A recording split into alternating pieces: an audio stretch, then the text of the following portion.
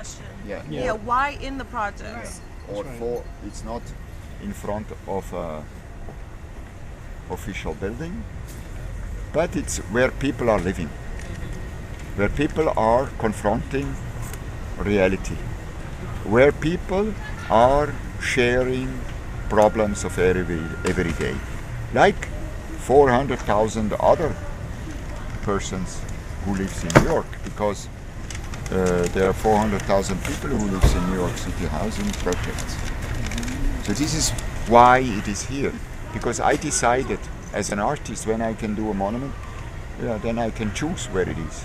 So I can choose, I can do it in the city center or in Park Avenue where other artworks are, or I can try to do it where I want, that it makes sense to me.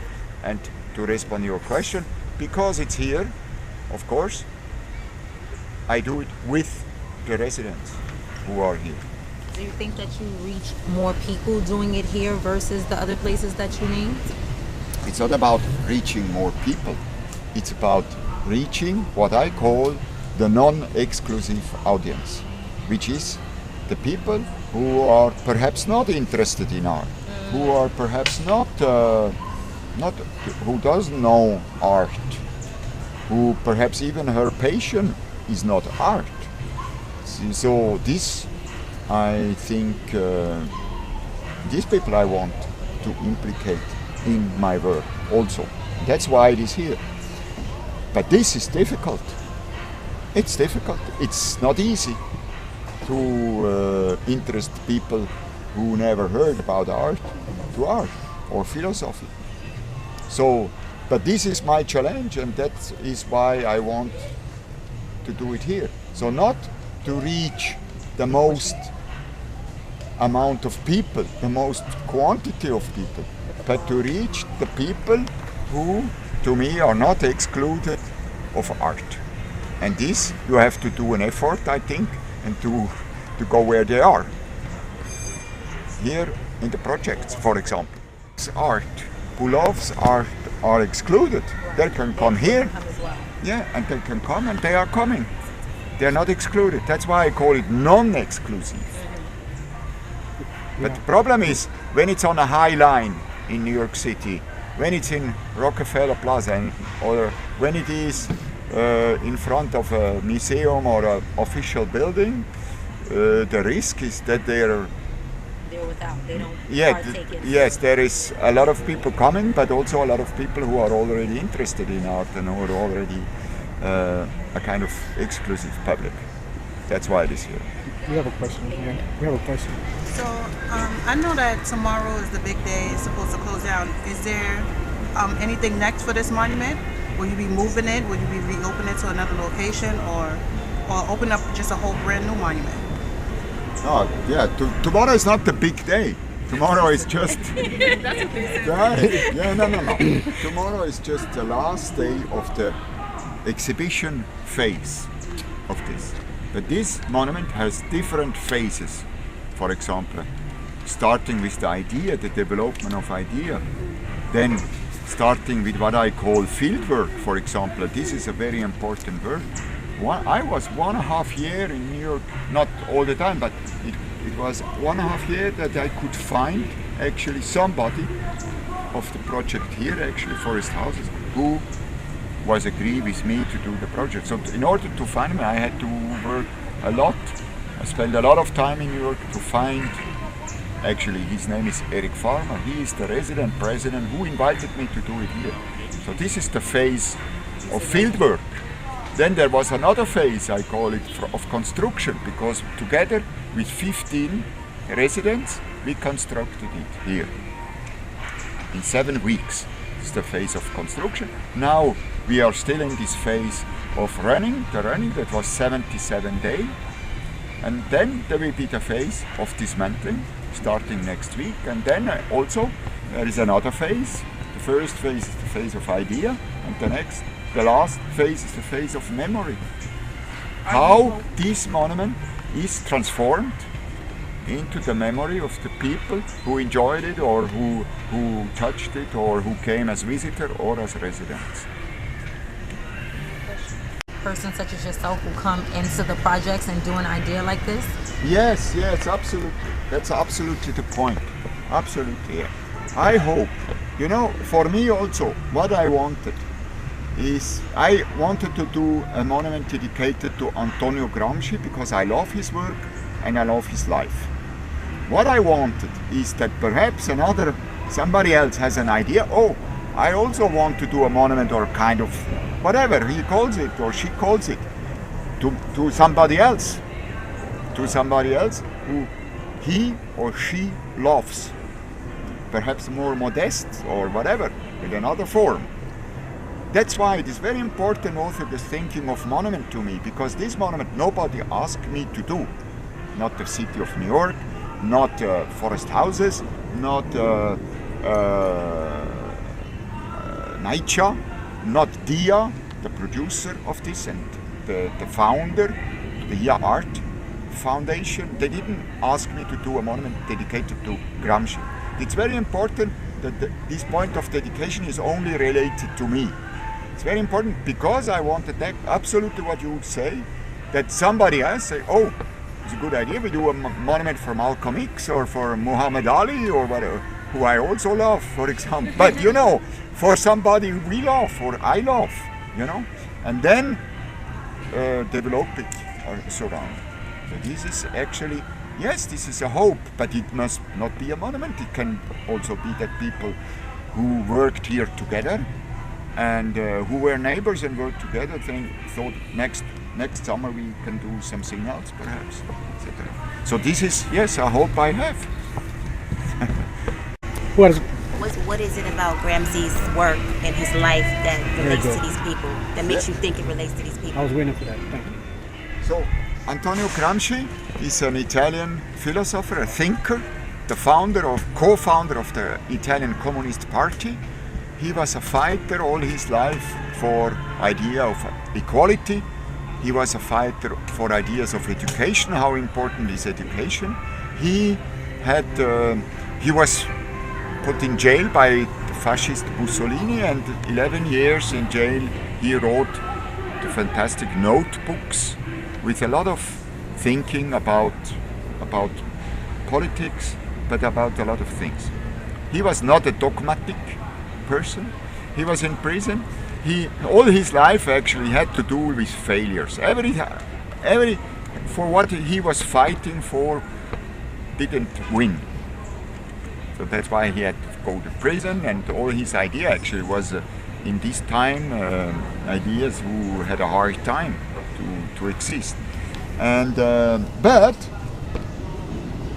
actually the fact that he had to go to prison and had to pay for this, of course, for his ideas, was something also in a way positive, because he, as a communist, had not to struggle directly with Stalinism, which was the problem at this time. So he went through this whole period with ideas which had not, which were theoretical ideas, which had not to confront the politics. So I mean the politicians, not the politics, the politicians. So like he was like to me like a graceful figure who not by chance but by grace could develop beautiful ideas without going corrupted by politicians, not politics but politicians. So he was interested, he loved politics, but he went not corrupted by to be a politician. It's very important to me. So that's why I think his idea, there are ideas, for example, like every human being is an intellectual. They are very open, very interesting, and also very based on universality, equality, and the human capacity to think free and to stand up and to be and to get an education, which was the base for everything he thought. Okay. And Gramsci's the black marks. Like what is it about the middle name and the last name? The black marks. What is that? I mean, this is actually, I don't know, because this is the lecture of today. Does it relate to like Karl Marx? Yeah, of course, Karl Communist, Marx, right? of course, because he was a Marxist, Gramsci. But today you have in the hand the newspaper of today. We produce here every day. I mean, it's produced yesterday. That's why you have it. And you know, we have a lot of programs here. We have a lot of productions here. And one of the production is a Gramsci scholar. Every week, somebody who is a scholar. I'm not a scholar. I'm just a fan of Antonio Gramsci. Okay? But every week, a scholar is coming, somebody who knows Gramsci very well. He studies.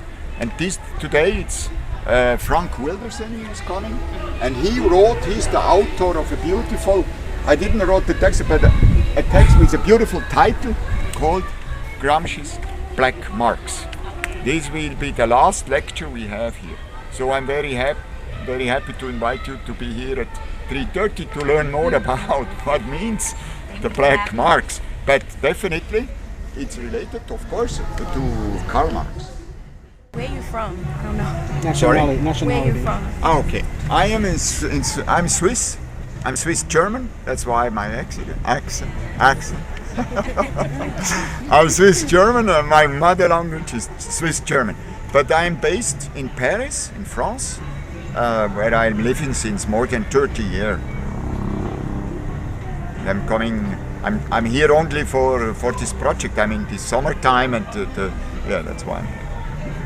So after you leave this project, I mean, just a personal question, if it's all right, where do you think you're heading next? I mean, I go back to Paris, where my studio is and where I'm working, where my base is to work in Paris, France. Stuff like this over there as well. I made several projects in public space with residents. Several. 3 of them, what I did before, were also monuments. I dedicated to 3 other philosophers, to Spinoza, to Bataille, and to Deleuze, and this is the 4th of them. So, but the other projects I did them in Europe. So I wanted once to do a project like this in America, to have this experience here in America. I don't know if you gave us your full name. Thomas Hirschhorn. It's written on a paper. No, not there. On the Try to get green. the spelling. Let's get the On spelling. the green and yes, on the green and We got to get the spelling. red paper. A question. Sorry, I'm not. No, it's okay. I was wondering how much of what happens here was created in collaboration with the residents, and how much of it did you bring with you to this project? So, for instance, the radio station, the newspaper, the exhibition, how much of that was created by the residents and in dialogue with you? I mean, the decision to do a radio station is my decision, or a newspaper is my decision. To do all.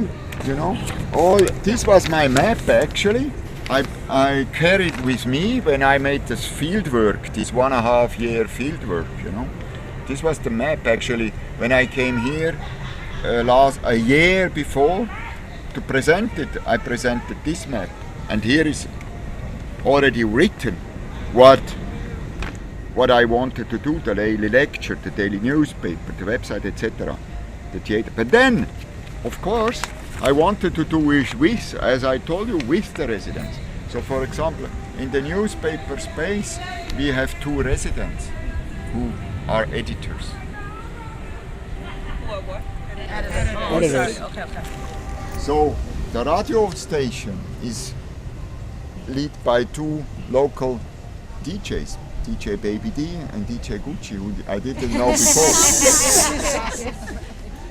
And etc. So the workshop, the children's workshop, I brought with me in a way Lex Brown, because I met her once when I went to Princeton University, and she wanted to do some with me, but then she worked here with Susie Farmer and Janice in the workshop space. So the team here is made actually by Eric Farmer, my key figure. I needed to meet and I needed 1.5 years to meet in a way, and he put together the team. So this is how it is. So the idea what to do and how to do comes from me, but then of course not how to do, but then how to do comes from the neighborhood. Thank you. That's a success actually, but his idea are success. I mean they're not realized, but they needed to be realized. So for example, every human being is an intellectual. I love this, and I think we need to have it in our mind all day and to work for it. But what I told before was more something I really learned here. For example, with the scholars who came, who learned me explain very simply that, for example, the fact that he was put to prison, he who wanted to be actually a practitioner, because in prison you cannot more be a practitioner. For example, you cannot more be a leader because you're in prison. So he had to change and to get a theoretician. For example, things like this I learned, and also what you mentioned about the failure I learned. I don't want to do a direct connection with this. I don't want to do, because this seems to me a little bit opportunist of me when I do it. But actually what I really learned is when you confront these everyday smaller failures who arise because you do a project who goes beyond what you can do, and what it is so hyper complex. You have to confront a lot of issues, and it's clear you have one point, not more energy, you cannot do everything. But when you still don't forget the guideline, the most important thing, and trying to be there, and I'm not alone. There are a lot of people helping me and being with me. Then you can do something, and then you go a path forward. But also, what I would like to say, that today we live in a world where politicians get just administrators of everyday things, problems, and not more big leaders with big ideas. Mm-hmm. So I thought that Gramsci could be an example, that perhaps it's just to keep truthful to the ideas and not too desperate, because in the everyday life you cannot find a solution. I think, for example, Syria or what happened here around, what happened to Trayvon Martin, or what yesterday we had this beautiful lecture about the Central Park 5. You cannot, at the moment resolve the thing, but you can keep a big idea and go forward. So that's why, to me, Gramsci is a beautiful example of somebody who stayed truthful, and perhaps even when his life was not as in this moment successful, like this, of course his ideas are important and go forward, they have a future. That's important. Hi, I'm Liliana Correa Lugo, and I'm a resident here, but I also attend the College of New Rochelle. These are all my fellow students. We're part of the Introduction to Photography class. I'm going to speak for all of us. I want to say thank you very much for inviting us here and allowing us to give you your time to us to have this mini lecture, because I don't think some of us will be here at 3:30. Yeah, right. Class After I take ends at attendance. 2. Right. So, but we really did enjoy the speaking and what you had to say. And thank you very much, as a resident, for coming to Forest. Let me give it up for him. Give it up for him. Okay? Okay, thank you.